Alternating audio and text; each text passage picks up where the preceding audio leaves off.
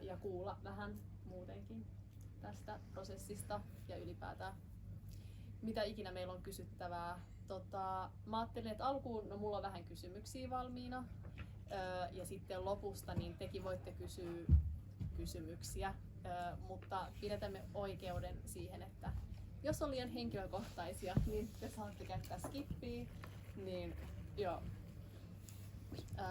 Ja muistutan vielä, että jos otatte kuvia tai postaatte vaikka IG:ssä, niin saa käyttää noita, saa tagaa meitä, niin me voidaan sitten ripostaa. Hyvä. Mutta no siis mä halusin ensin niinku kuulla tästä elokuvan tekoprosessista, koska tämä ei ollut ilmeisesti mikään niinku perinteinen, että olitte aika osallisena siinä. Niin haluatteko te kertoa niinku siitä omin sanoin, voitte vähän yhdessä? Joo. No mä voin vaikka, moi mä oon Aaron Bojan, mä osallistuin tähän Parvet-projektiin niin kuin näyttelijänä, sitten mä sain toimia myös muusikkona tässä projektissa ja sitten tarjoutui myös mahdollisuus osallistua oman hahmon storylinein luomiseen.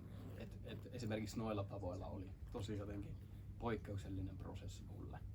Joo, mä oon Adela Ogunborg ja sama homma. Mä oon kanssa tästä näyttelin ton Selman hahmon ja mä oon kanssa ollut luomassa sitä mun hahmoa ihan alusta asti. Ja ehkä mä tähän väliin nyt kerron sen verran, että koko tää niinku elokuva alkoi sillä, että Hanna-Leena Haurutan elokuvan toinen ohjaaja piti sellaisen open callin. Ja meillä oli silloin vaan tiedossa tämän elokuvan aihe, joka oli suomalainen kansallisidentiteetti ja kolonialismin historia.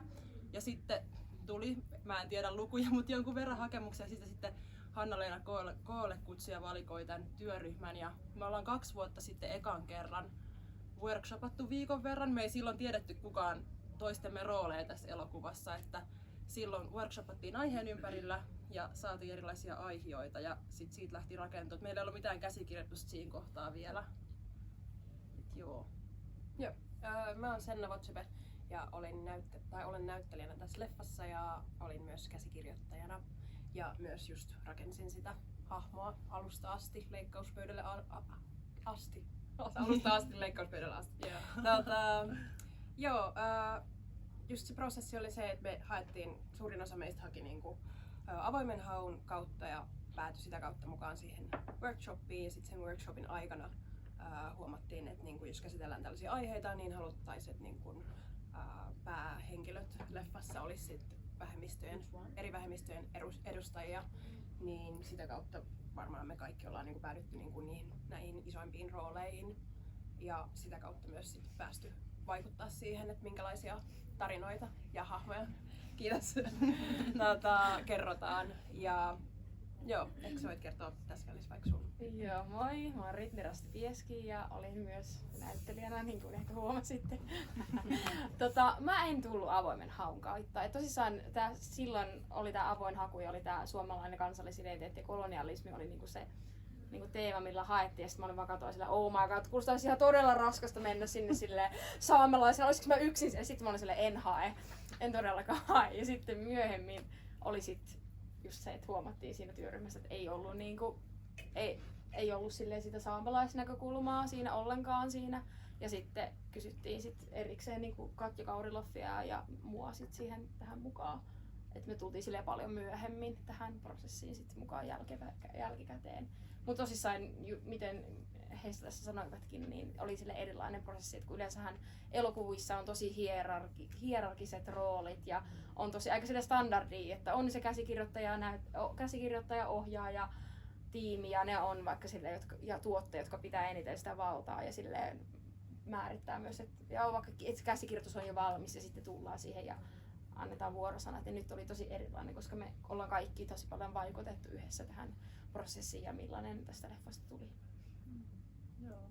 Koitteko te, että te toitte niinku sitä ihan henkilökohtaista niinku kokemusta siihen, että niinku, perustuuko se käsikirjoitus ja oman hahmon luominen niinku siihen omaan kokemukseen vai pyrittekö te tuomaan jotenkin vielä laajemmin vaikka teidän yhteisöstä kokemuksia tai niinku, mitä se, niinku, millainen se oli se käsikirjoittaminen?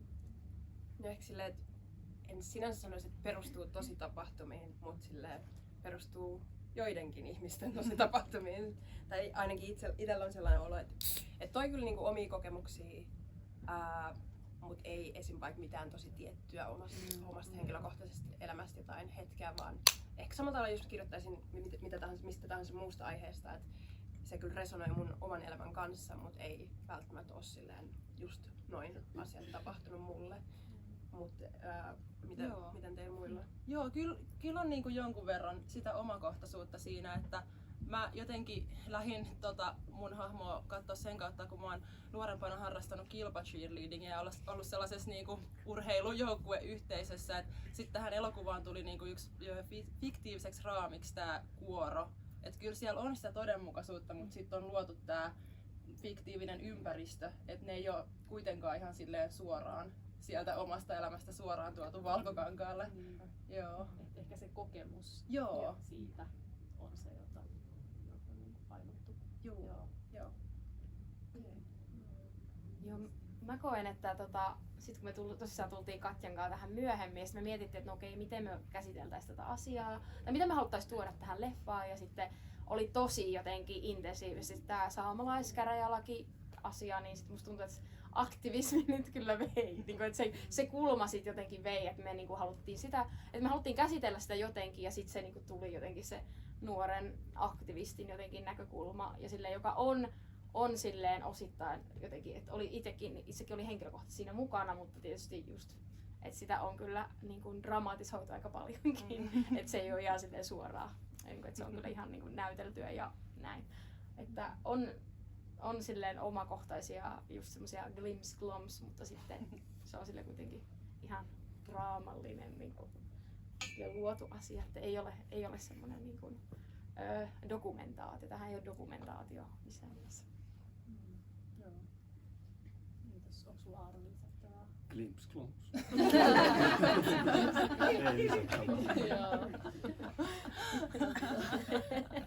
Mä otan mukaan.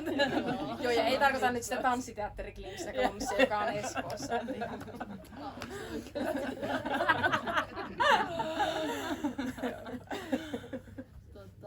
Mitä tämä niinku prosessi on ylipäätään merkinnyt teille? Niinku se, mitä sä sanoit, että se ei ollut sillä hierarkinen, niinku perinteiset elokuvat. Mitä tämä on merkinnyt teille? Mitä te olette saaneet tästä? No mä voin ehkä aloittaa ihan sanomalla, että tämä oli kaikin puolin, oikeasti siis suoraan sanottuna kaikin puolin aivan erilainen niin kuin projekti ihan alkutekijöistä lähtien kuin mitä mä oon aiemmin mun uralla ikin tehnyt. Eli ihan vaikka se, että me kun asteltiin ekaa kertaa silloin 2022 elokuussa Teakin saliin niin kuin ekaan workshoppiin, niin siitä päivästä lähtien meille vähän niin kuin tuotiin ilmi heti tosi selkeästi se, että nyt tosiaankin ollaan tekemässä erilaista juttua, että ei olla luomassa vain tuotetta, joka valistaisi tai muuta vastaavaa, vaan valistutaan siinä prosessin aikana myös itse ja keskitytään tosi tarkasti niin kuin siihen, että millä tavoin me luodaan se tuote. Että se on ihan yhtä oleellinen ja tärkeä osa sitä hommaa kuin sitten se valmis elokuva. Niin, se oli jotenkin siistiä, tuntui alusta lähtien turvalliselta ja oikeasti uudelta, ainakin mulle henkilökohtaisena kokemuksena se, että saatiin niin kuin jotenkin alusta pitäen vähän niin kuin enemmän myös valtaa näyttelijöinä, että se hierarkia niin kuin rikkoutui, sen perinteinen käsitys rikkoutui. Saanko mä kysyä jatkokysymyksen, että mitä sä opit, kun sä sanoit, että on semmoinen oppimisprosessi, niin opit sä jotain? Mä opin tosi paljon juttuja, ehkä tosi konkreettisena yhtenä juttuna, jos mä nostan ylös erikseen, niin mä opin esimerkiksi sen, että kuinka näyttelijänä voi ja pitää ja saa vaatia tietynlaisia rakenteellisia juttuja, jotta kokisi oman työnsä turvallisemmaksi. Mä luulin aikaisemmin, että no joo, mä menen näyttelemään ja mulle on luotu se mesta sinne, mä menen tekemään sinne jotain ja mua vähän niin kuin ohjaillaan ja näin poispäin. Mutta mä koen, että tämä projekti loi mulle tietyllä tapaa uuden standardin siihen, että esimerkiksi voi käyttää, ja oikeastaan se on erittäin kannattavaa oman turvallisuuden ja muiden turvallisuuden nimissä esimerkiksi käyttää intiimikoordinaattoria. Että oli mulle ensimmäinen kerta, kun mä pääsin työskentelemään esimerkiksi intiimikoordinaattorikaan. Se oli yksi sellainen tosi konkreettinen uusi juttu, joka tatuoitui mulle tänne takaraivoon ja siellä se on ja pysyy.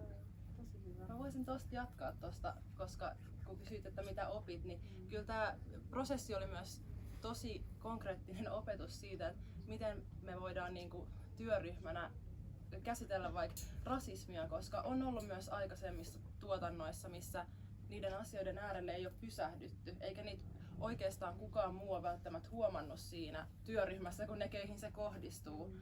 Mutta sitten tässä prosessissa kun tämmöisiä tilanteita myös tuli, koska ei me oltu tietenkään työryhmänäkään vapaita niistä rakenteista, niin tavallaan ehkä oppi sellaisia keinoja, että miten me voidaan käsitellä sitä, koska se on olemassa siellä, ja miten me voidaan ehkä rakentaa jotain turvallisempia työympäristöjä ja mitä se niinku vaatii.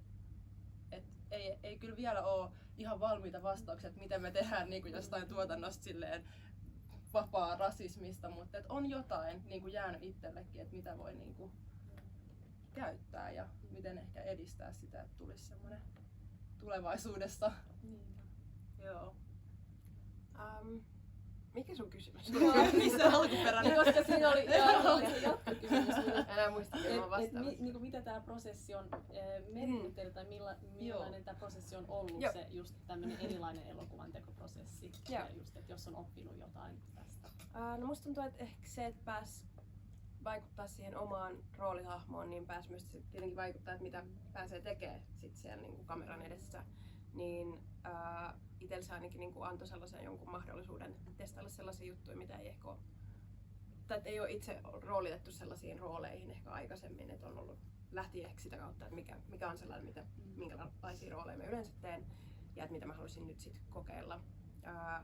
Ja huomasin sen, että kun me tiedettiin jo siinä käsikirjoitusvaiheessa, että me päästään olemaan myös niin kuin leikkauspöydän mukana, niin sitten tiesi, että jos mä kirjoitan sinne vaikka just intiimiä kohtauksia, niin sitten mä voin niin kuin vaikuttaa vielä sen leikkauspöydälle, että jos mulla tuleekin sellainen, että okei, että mä en pystykään käyttämään tätä kohtaa tai tätä, että ei käytetä sitä, että me oltiin puhuttu jo siitä niin kuin, Hanna-Leenan kanssa etukäteen, että se oli niin kuin yksi vaihtoehto, että jos vaikka kameran edessä tuntuisi niin kuin tosi helpolta tehdä joku kohtaus, mutta sitten kun katsoo sen, se on tietenkin aina eri katsoa se sit niin kuin jälkikäteen sen leffan niin kuin kontekstissa, niin että jos siinä kohtaa olisi tullut vielä sellainen olo, että okei, että tämä ei toimikaan tai että tämä on jotenkin, mä en halua, että tämä on kaikkien nähtävänä tai näin, niin olisi ollut mahdollisuus myös vielä niin kuin ottaa jotain pois, niin se oli sillä aika niin kuin vapauttava kokemus, mitä ei ehkä niin kuin muussa ympäristössä välttämättä pääsisi kokemaan. Että sit pystyy helposti kirjoittamaan sinne asioita, mitä niin kuin halusi testaa ja sitten kokeilla, että miten niin kuin,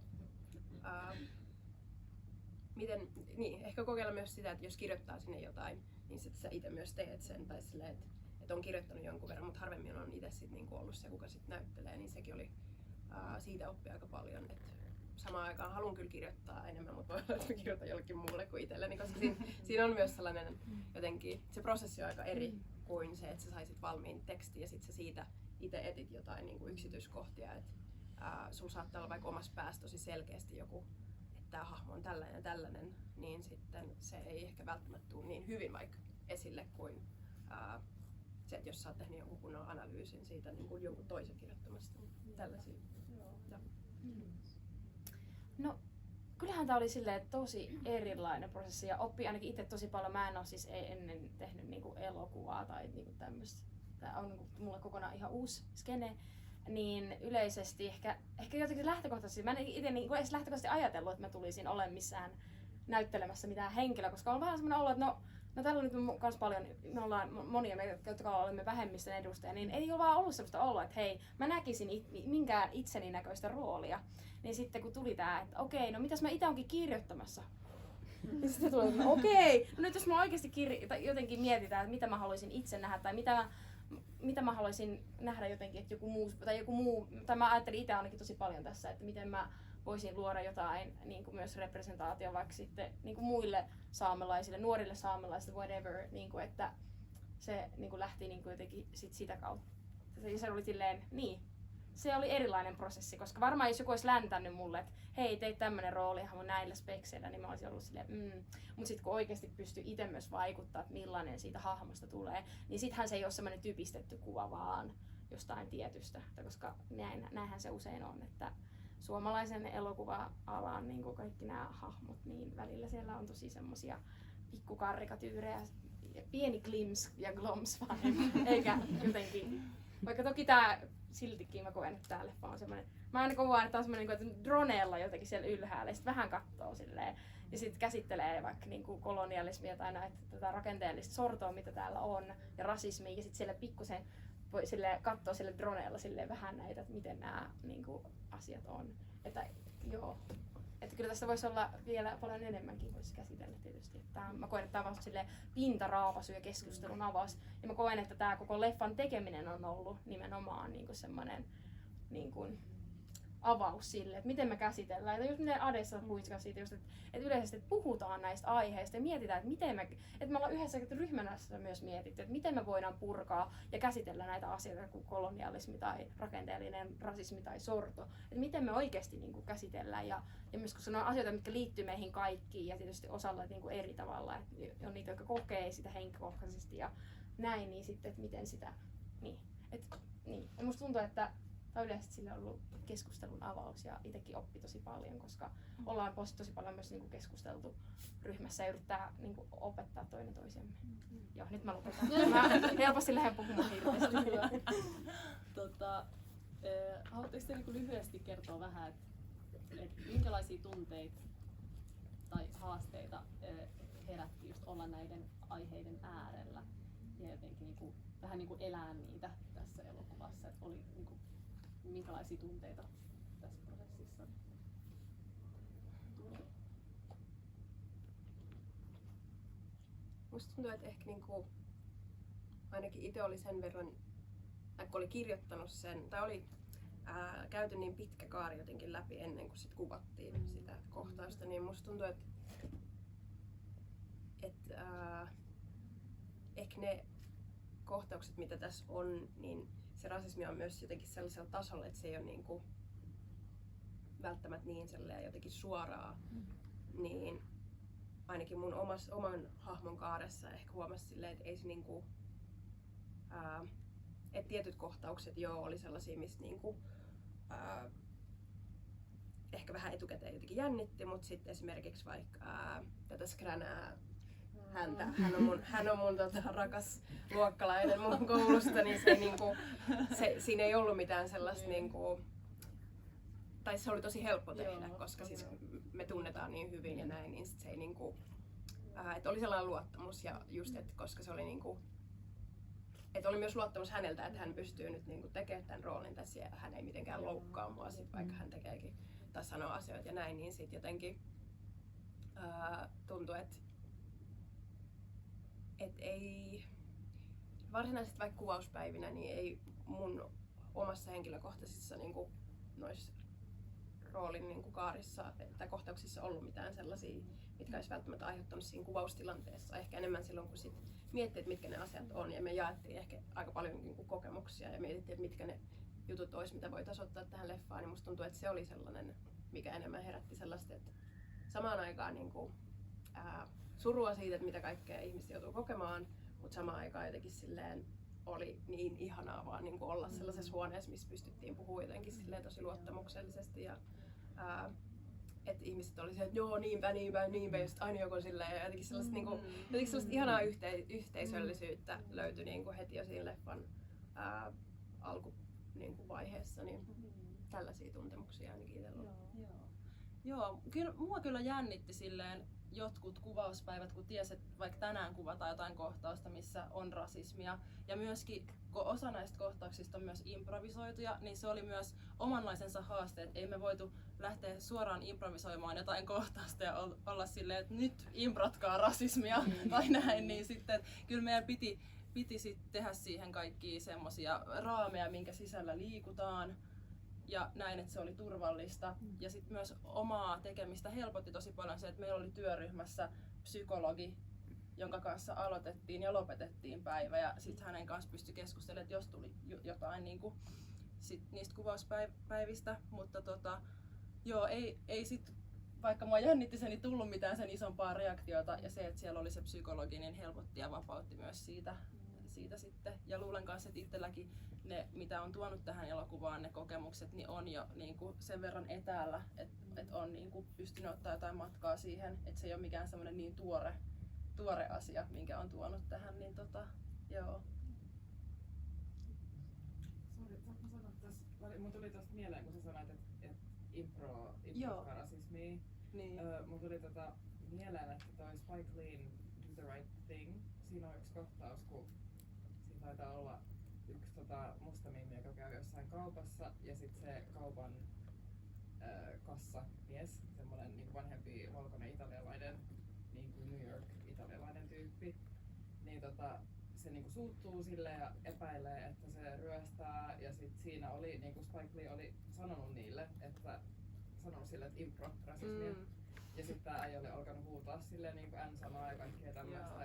Ja sit niinku myöhemmin jonkun haastattelun mä luin, että tää Mimmi oli niinku ihan shokissa, että se oli niinku tosi järkyttynyt siitä, ja hänestä tuntui, että hänellä ei ollut niinku enää turvallinen olo siinä kuvausprosessissa, että se on niinku tosi surullista, kun miettii, että toi on oikeasti normaalia, että joissain leffoissa sanotaan, että impro-rasismi. Niinpä, joo. Että tässä niinku, se ei todellakaan ole itsestäänselvyys, että teillä oli kyllä tosi niinku, hyvä, että teillä oli tosi turvallinen olo tossa. Joo, kiitos kun sanoit, mä en tiennyt tosta niin mielenkiintoista. Voisiko tässä sanoa sanakysymyksiä välissä? Ai mitä? Voisiko tässä sanoa sanakysymyksiä? No kysy vaan, joo. Kysy vaan. No, hyvä.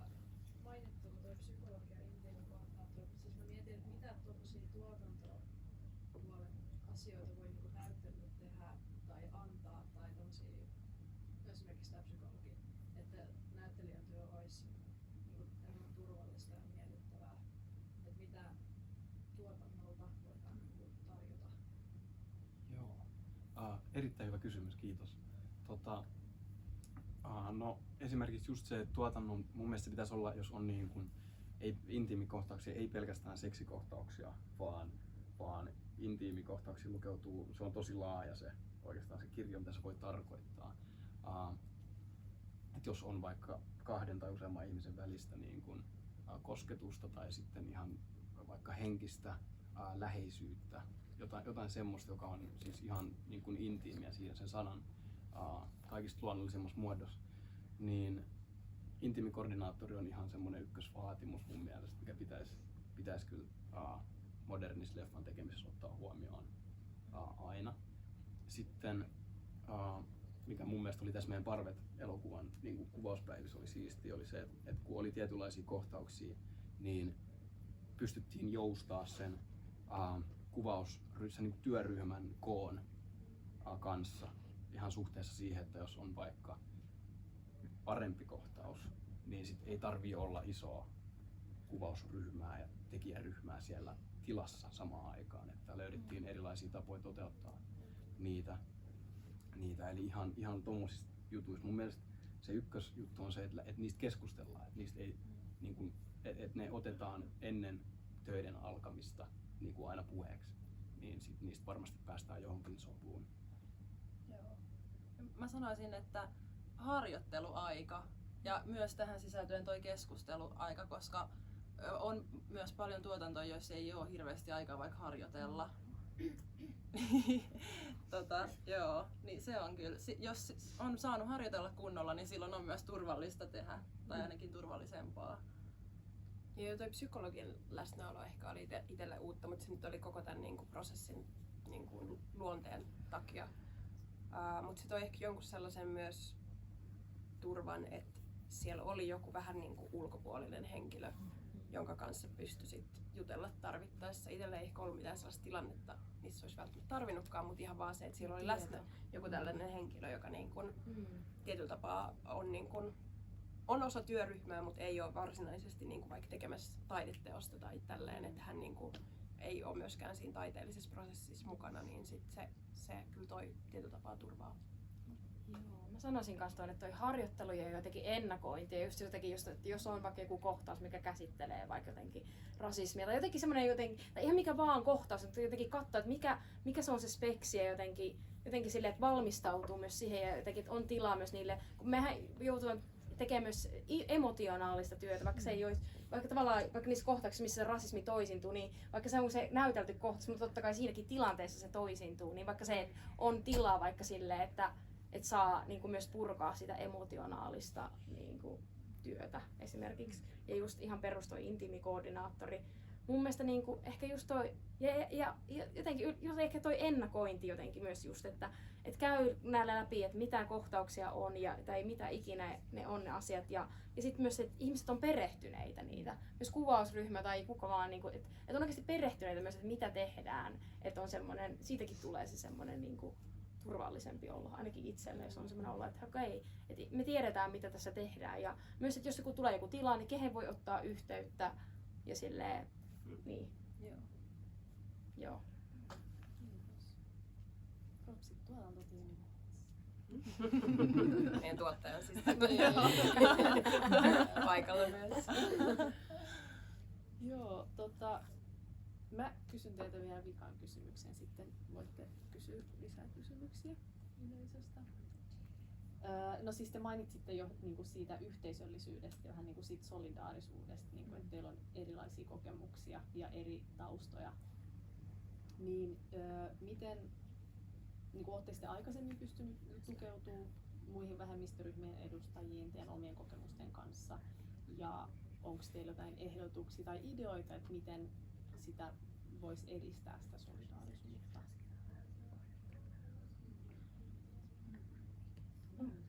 Mun mielestä tässä oli kyllä niin ihanaa jotenkin se just, että oli se, että me puhuttiin paljon ja jotenkin ja oli se semmoinen niinku olo just, että oli myös niin paljon silleen ihmisiä jotenkin, ainakin mulla oli semmoinen olo, että mulla oli paljon ihmisiä, kenen tukeutua, että vaikka mä olin silleen tavallaan ainoa saamelainen jotenkin näyttelijä tässä, mutta sitten mulla oli semmoinen olo, että täällä on niin monta muutakin BIPOC-näyttelijää, että mä voin tukeutua teihin, jos tulisi jotain. Ja sitten musta oli tosi ihanaa vaikka, että muodostui silleen se meidän tarinassa se, että Nora ja Piera niillä on pestikseen ja sitten Noran tää naapuri on se Skränä. Totta kai, niin kuin in real life that happens. Joo, aina. Mut siis jotenkin, en mä tiedä, mutta mä fiilistelin just sitä, että oli se semmonen. Ja myös, että me tosi paljon myös niinku koulutettiin toinen toisiamme silleen yleisesti koko sen työryhmän kesken, niin mun mielestä siis on jostain aikaisemmissakin prosessissa just sitä kokemusta, että tehdään just sille just solidaarisuus ja yhdessä tehdään ja on sille eri kokemuksia ja sille jotain samaistumispintaa, että jengi pystyy niin. Mut et ei tarvitse olla sama kokemus, mutta on joku semmoinen niinku embodied experience, niin sit se auttaa kyllä siinä tosi paljon. Joo. Ja tää oli mulle ensimmäinen tuotanto, missä mä en ollut ainoa vähemmistöni edustaja. Et kyllä se oli se ihan jotenkin mullistava kokemus, että jos on jotain asioita niin kuin mitä just kokee, niin on joku muukin ihminen, joka näkee sen. Et kyllä se on tosi vahva ja tarpeellinen tuki monestikin. Joo. Joo, mulla tulee niinku mieleen, että tässä prosessissa oli paljon semmosia kohtia, missä niin kun esimerkiksi piti tai musta me rikottiin porukalla monta kertaa erilaisia jäitä, että me päästään tietylle tekemisen tasolle tai sille, mitä me asetettiin niin kuin tavoitteeksi alussa. Niin, kun mä mietin sitä, niin mulla tulee mieleen se, että oli tosi paljon rohkeutta yksilöillä. Et se vaatii rohkeutta, että solidaarisuus myös edistyy. Meillä oli tosi paljon rohkeita tyyppejä, jotka sit sai mut myös rohkaistumaan ja avaamaan sitä. Oli niinku rohkeita, mä en nyt tietenkään mene spesifeihin tilanteisiin, mutta oli rohkeita niinku juttuja yksilöiltä tai ryhmiltä. Meitä jaettiin monesti työryhmiin, jotka sitten loi sitä tilaa sillä niiden rohkeudella. Niin rohkeus oli kyllä yksi iso. Joo, ja just jos vaikka on ollut jossain työryhmässä, jos on kokenut esimerkiksi rasismia, niin jos on yksin, niin kyllä se on tosi vaikea siihen asiaan puuttua. Mutta heti jos on enemmän, niin se on paljon helpompaa ja silloin yleensä siitä myös, tai sille asialle myös sit tekee jotain helpommin. Joo, mulla ei ehkä ole mitään sen Joo. enempää lisättävää. Tässä oli aika Joo. kattavasti just Joo. samoilla fiiliksillä. Joo. Mutta sanoisitte, että solidaarisuutta tarvitaan. Ihan ja ei pitäisi olla mikään standardi, että on joku yksi, ainoa, joku semmoinen yksi. Niin kuin siis tai kaksi, sille ihan oikeasti, pitäisi olla siis niinku haloo. Mutta jotenkin se välittyy tästä se, niinku sen voima niinku tässä, niinku siinä miten te olette tässä ja miten te olette tuossa niinku leffassakin. Ihana kuulla. Joo. Kiitos. Kiitos teille. Kiitos. Ja jos teillä on jotain kysyttävää, niin olkaa hyvä. Mä otan mun listan esille. Mä rupesin kirjoittaa jo leffa-aikaa. Ei oikeesti. Ei. Mutta siis mä mietin itse sitä, että miltä niinku, ei pelkästään niinku tämän parvet näkökulmasta, mutta miltä se tuntuu sitten nähdä itsensä tälleen niinku isolla näytöllä. Ja varsinkin kun tässä käsitellään tämmöisiä niinku herkkiä ja henkilökohtaisia asioita, niin mä jotenkin itse oletan, että musta tuntuisi jotenkin tosi paljastavalta ja mä en niinku uskaltais. Että se on jotenkin tosi raakaa ja tosi aitoa, niin miltä se tuntuu niinku päästää ihmiset ja muut niinku lähelle tästä niinku ison näytön niinku näkökulmasta. Mä en tiedä, saatteko te kiinni. Joo. No ehkä itselle ainakin, mitähän mä olin sanomassa? Katos täysin ajatus. Miltä tuntuu nähdä? Niin miltä ehkä kun mä siis valmistuin just näyttelijäksi keväällä, niin sit jotenkin ehkä itselle, yes. Tää oli se mitä mä hain. Yes. Mä oon vältellyt tätä, koska mä huomannut, että ihmiset alkaa taputtaa. Milloin se muuttuu niin neutraksi? Ei vaan. Kiitos.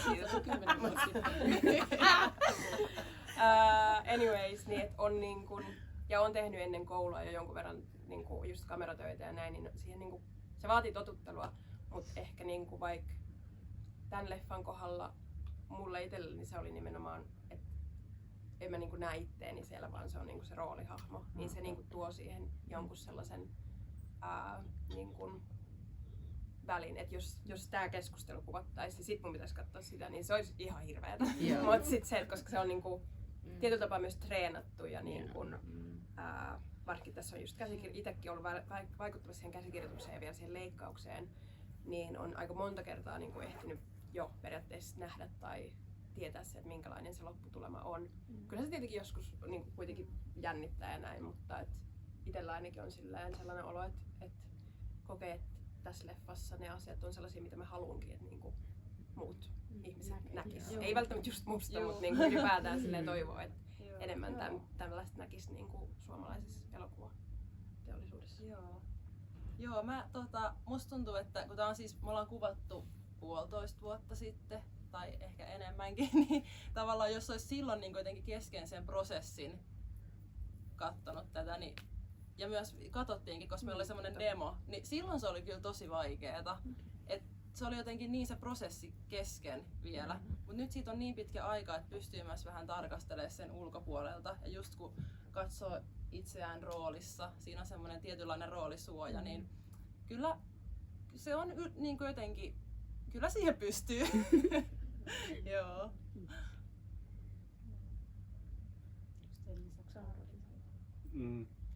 Tää on mulle eka koko pitkä elokuva, missä mä oon mukana, niin siistiä.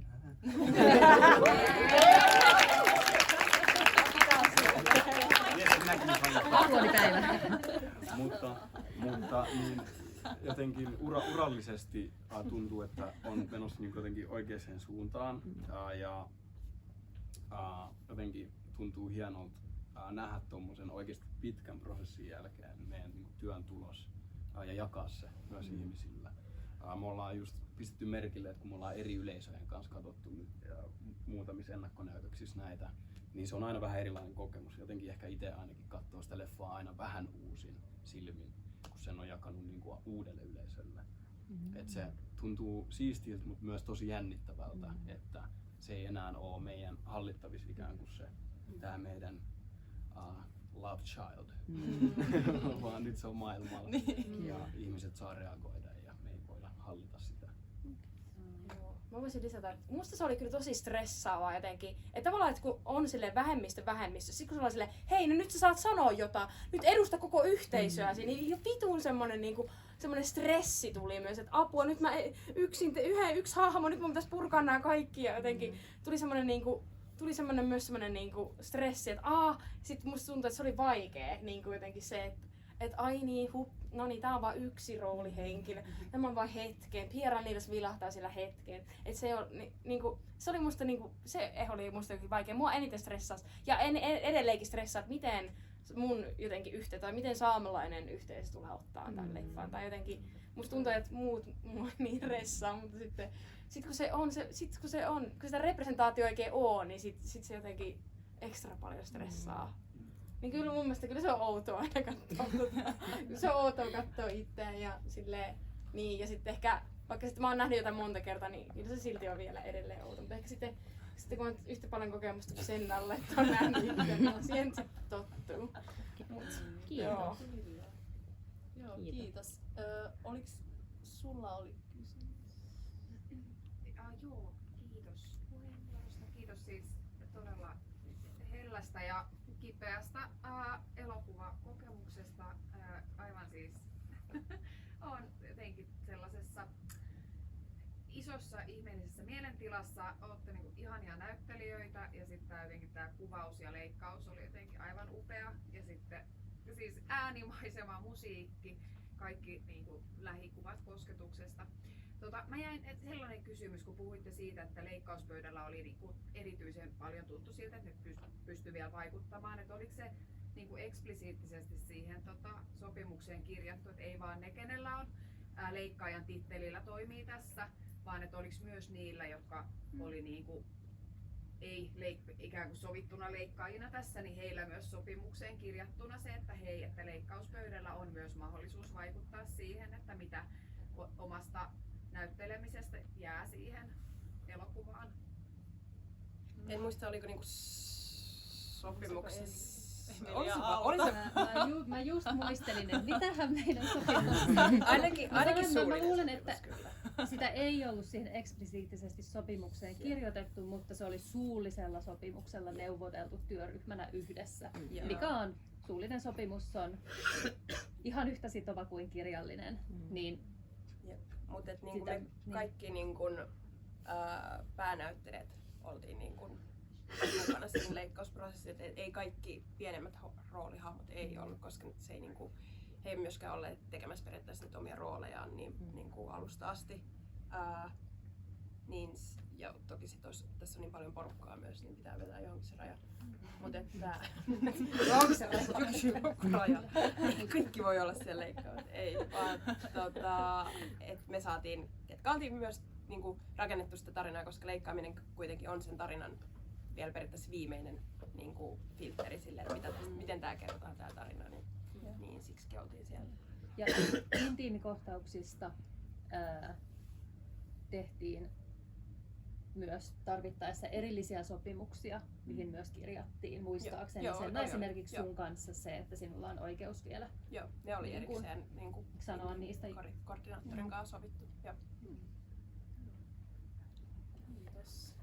Oliko jollain vielä kysymys siellä? Joo. Voisin kysyä, että mulle nousi tästä elokuvasta vahvasti niin näyttelijöiden lisäksi just tämä niin erinomainen äänisuunnittelu ja sitten tämä symbolismi.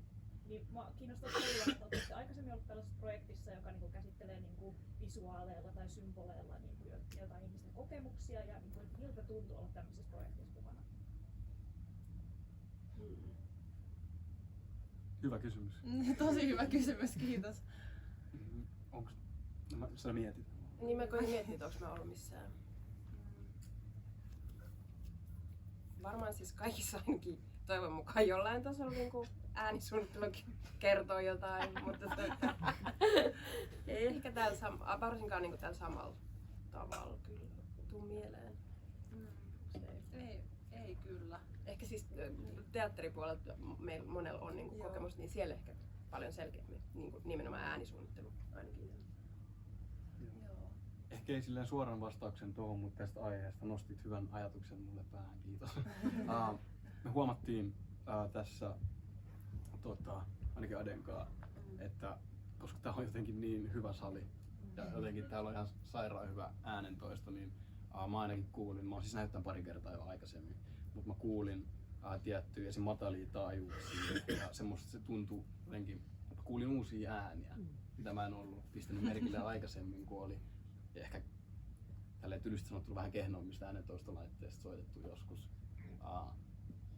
Niin ei ole,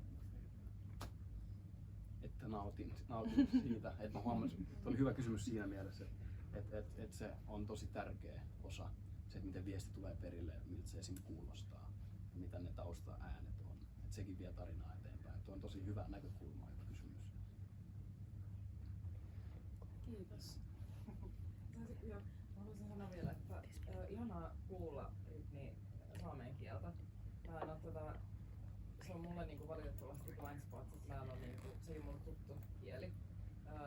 Ja eihän niinku kaikki saamelaiset puhu samaa kieltä. Ei. Ne on 9 eri saamen kieltä. Mikä toi oli niistä? Pohjois-saamea. Okei. Joo. Joo. Siis olen kaksikielinen, niin se tuli sit sieltä. Joo. Tai sitten kun tuli toi hahmo, niin sitten oli silleen, että joo. Ja sitten siihen tuli tää, että se on omien sisarusten kanssa, mitkä sattuu olemaan myös mun omat sisarukseni. Sitten se tuntui myös silleen, että no me puhutaan keskenämme saamea, niin miksi ei. Ja se tuntui tärkeältä. Kiitos. Meidän pitää valitettavasti lopettaa. Onks nopea kysymys? Oletteko te itse suunnittelemassa sitä symboliikkaa, mikä tuossa lähti? Vai oliko siinä takana jotain muita käsityötä? Oli muutakin tiimiä ja joo, ja sitten oli tietysti myös niinku lavastussuunnit, tai siis myös joka erikseen vielä niinku, mut kyllä varmaan me ollaan vaikutettu siinä. Mut kyllä se on ollut enemmän semmoinen ryhmä. Mä ehkä sanoisin, että se symboliikka niin kun syntyi myös pitkälti samalla tavalla samoista niin kun, semmoisten niin kun ryhmätyöskentelyjen kautta myös ainakin sai niin kun ensimmäiset raaminsa ja ideansa. Et meillä oli tässä projektissa myös mukana semmoinen 30-henkinen yleisö, noin 30 tyyppiä mukana. Nimellä yleisö, niin ne oli tosi tiivisti alkuvaiheessa mukana ainakin ja sitten lopussa myös. Et sitä symboliikkaa mietittiin kyllä isolla porukalla. Ja sekään ei ollut niin kuin yhden auktoriteetin tai muutaman tyypin idea. Niitä pohdittiin ja keskusteltiin aika pitkäänkin. Voisinko mä kysyä tuohon jatkokysymyksen nopeasti? Että jäi tosi paljon miettiin tuon hattupäisen herran roolia. niin, osaisitteko vähän avata sitä? Vai oliko se vaan Mä voin vastata tähän. Yksi tämän elokuvan tuotannon yhteistyökumppaneista oli tamperelainen Teatteri Neo, joka on tämmöinen niin kuin ammattiteatteri kehitysvammaisille näyttelijöille. Ja he haki avoimessa haussa myös mukaan ja sen kautta Mikael Bashmakov tuli kans mukaan yhdeksi näyttelijäksi, joka on täysin kehittänyt oman hahmonsa itse. Ja uskallan lainata Mikaelia, koska meillä oli just viime viikolla Teatteri Neon kanssa vähän vastaava tämmöinen kutsuennakko Tampereella. Ja hän siellä kertoi, että hän tiesi aina, että hän halusi tehdä hahmon, joka saa vaan hiljaa yksin kävellä rauhassa. Ja hänellä oli tosi selvää, että tämä hahmo ei sano mitään ja hän ei tavallaan ole missään niin kuin suhteessa muihin, että hän saa tosiaan olla yksin. Ja meille oli taas tärkeää, vaikka hänellä oli mukana tämmöinen niin kuin taiteellinen mentori myöskin, joka sitten tavallaan niin kuin tuki häntä siinä oman hahmon kehittelyssä.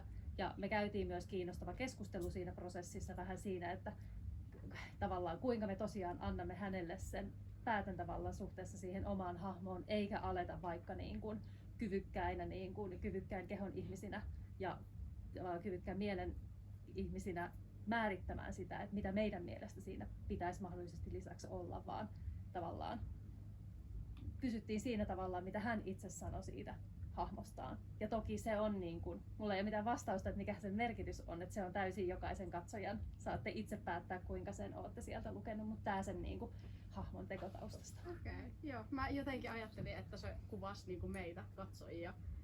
kun se seurasi sitä koko matkaa. Niin, Kiitos kun Joo, jaoit hyvä. sun ajatuksen ja kokemuksen siitä. Eli sä kysyit, mutta sä oikeesti itse tiedät.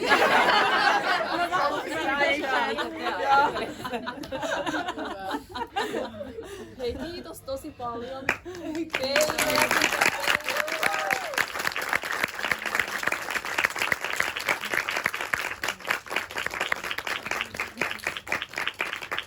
Hei, ihanaa loppuiltaa ja hope to